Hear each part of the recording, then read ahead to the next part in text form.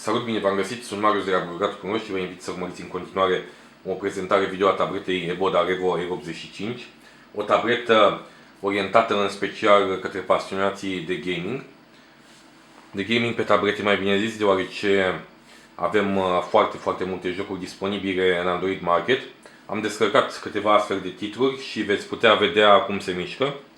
Tableta are următoarele dotări: procesor quad-core, tactat la 1,6 GHz, procesor video Mali 400 cu 4 nucleiere la 533 MHz, 1 GB de memorie RAM, 16 GB de memorie internă care poate fi extinsă cu încă 32 de GB de memorie prin intermediul unui card microSD, cameră frontală de 0,3 megapixeli și cameră principală de 2 megapixeli, un difuzor puternic și este foarte ușor de ținut în mână, este și ușoară, are doar 400 de grame, arată extrem de bine, are un look premium și se mișcă extrem de bine în jocuri.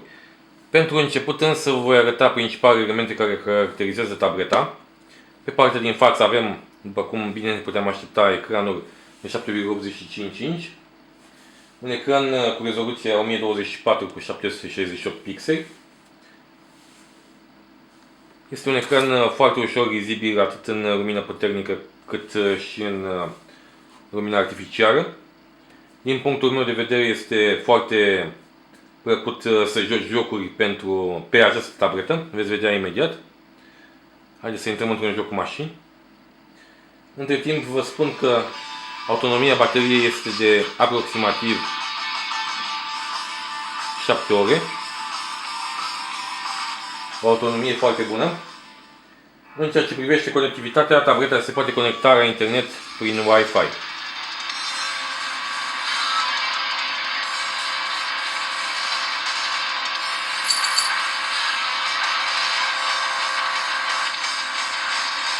V-am arătat ecranul, haideți să vă mai arăt ce se mai află pe partea din față.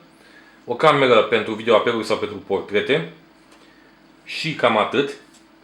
Pe partea de sus, dacă este să ținem tableta în acest mod, avem butonul pentru pornire, închidere tabletă și cele două butoane pentru volum. Butonul pentru pornire și închidere poate fi folosit și pentru blocare și deblocare ecranului. Pe partea de sus, sau partea stânga, cum vreți să-i ziceți, se află slotul pentru cardul microSD, mufa HDMI, microfonuri și mufa jack de 3,5 mm. Jos, în partea de jos, se află mufa mini USB pentru conectarea la încărcător sau la calculator. Tableta are un design ergonomic și este foarte ușor să tastezi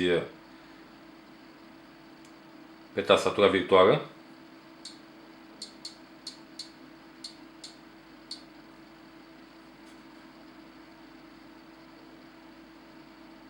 În ceea ce privește camera foto, aceasta este foarte simplu de utilizat.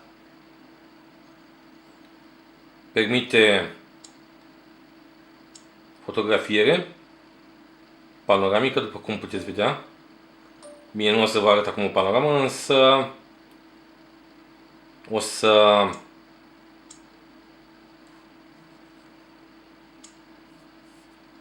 vă arăt câteva caracteristici interesante ale tabletei.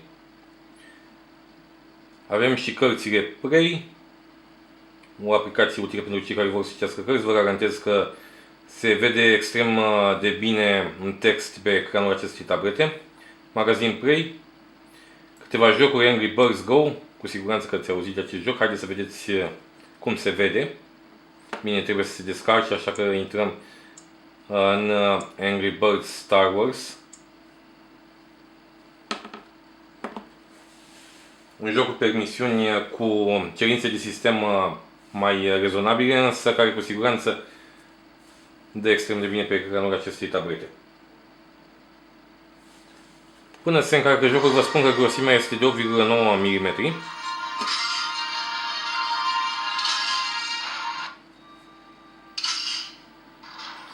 După cum ați văzut, încărcarea se face aproape instantaneu.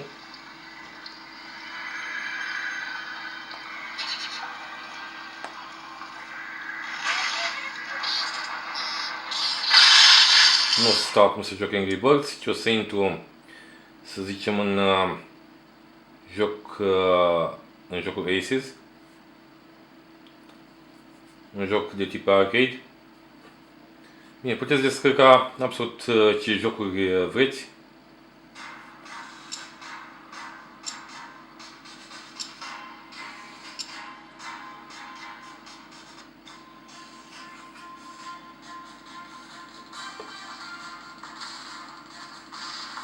Pe lângă faptul că poate fi folosită ca și consolă de jocuri, tableta Revo R85 poate fi folosită în mod clasic, adică pentru navigarea pe internet, pentru socializare, pentru realizarea de fotografii și așa mai departe. Aștept părerile voastre despre această tabletă și vă invit să-mi spuneți ce alte tablete sau gadgeturi Revo ați dori să testez. Aștept comentariile voastre.